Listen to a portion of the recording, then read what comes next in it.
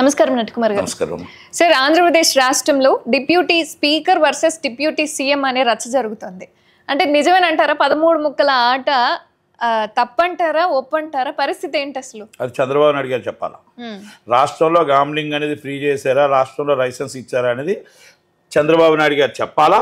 Deputy CM గారు మాట్లాడిన మాటలు కరెక్టా, మరి రఘురామకృష్ణరాజు గారు మాట్లాడిన మాటలు కరెక్టా, ఆయన పవన్ కళ్యాణ్ గారు మాట్లాడిన మాటలు ఏంటి?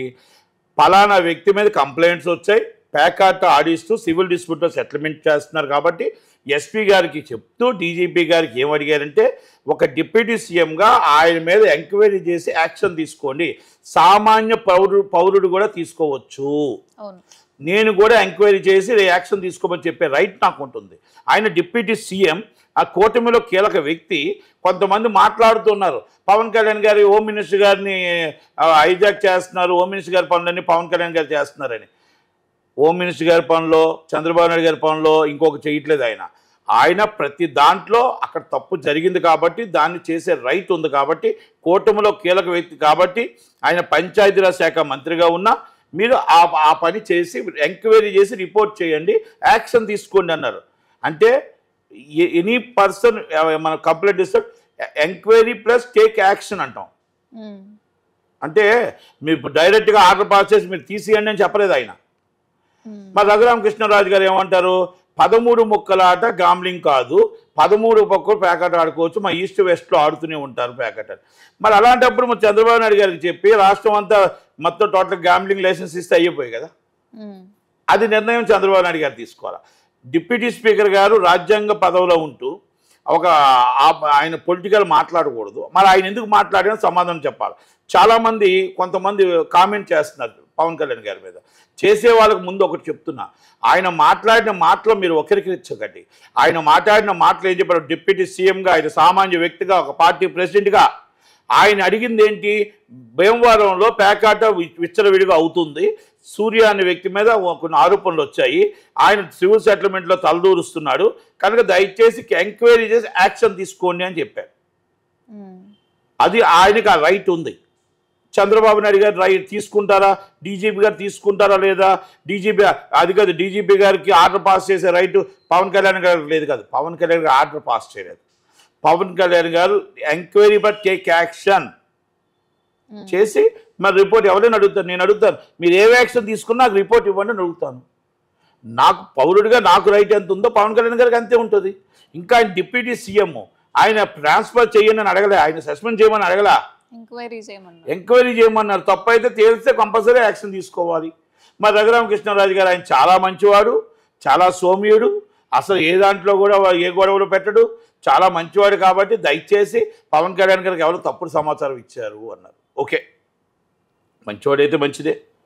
ఎంక్వైరీ రిపోర్ట్ డీజీపీ గారు, ఎస్పీ గారు ఇస్తారు ఆయనకి. ఆ రిపోర్ట్ పవన్ కళ్యాణ్ గారికి వస్తుంది. మరి మీరు ఆంధ్రప్రదేశ్లో ప్యాకాట్ ఆడాలి నిర్ణయించుకున్నారు, మీరు ఓకే అనుకుంటే చంద్రబాబు నాయుడు గారి దగ్గరికి చెప్పండి. డిప్యూటీ స్పీకర్, మీరు రాజ్యాంగ పదవిలో మీరు ఉంటూ ఈ విధంగా ఎన్ని పొలిటికల్ కామెంట్స్ మీరు చేయకూడదు. అయినా కూడా మీరు చేశారు కాబట్టి నేను మళ్ళీ దానికి సమాధానం చెప్పాల్సిన బాధ్యత ఉంది కాబట్టి ఆ బాధ్యతలో నేను చంద్రబాబు నాయుడు గారి దగ్గర కూర్చొని, సార్ ఆంధ్రప్రదేశ్లో మొత్తం టోటల్గా ప్యాకెట్ క్లబ్లు పెట్టేయండి, లైసెన్స్ ఇచ్చేయండి, 13 ముక్కల ఆట తప్పు లేదు, 21 ముక్క తప్పు లేదు, లైసెన్స్ ఇచ్చేద్దాం అని మీరు అందరూ క్యాబినెట్లో నిర్ణయం తీసుకోండి. అలాగే మీరు అసెంబ్లీలో నిర్ణయం తీసుకోండి, పాస్ చేయండి. పాస్ చేస్తే ఏమలో తప్పు ఉందండి, ఇంకా దానికే ఉంటుంది. కేసులో పెట్టవచ్చు, గామ్లింగ్ యాక్ట్ అన్నీ పెట్టవచ్చు. అది నిర్ణయం ఎవరు? మీరు డిప్యూటీ స్పీకర్గా, పవన్ కళ్యాణ్ గారు డిప్యూటీ సీఎంగా, చంద్రబాబు నాయుడు గారు సీఎంగా ఉన్నారు. మరి మీరే కొట్టుకుంటే ఎలా?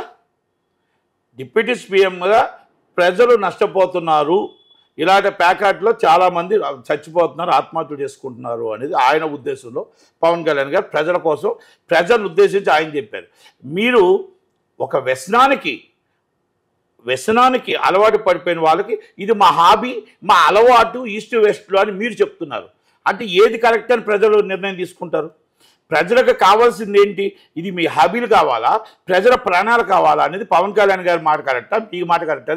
నిర్ణయం ప్రజలు చేస్తారు, చంద్రబాబు నాయుడు గారు చేస్తారు. ఎందుకంటే పెద్ద ఆయనే కాబట్టి ఆయన నిర్ణయం తీసుకోవాలి.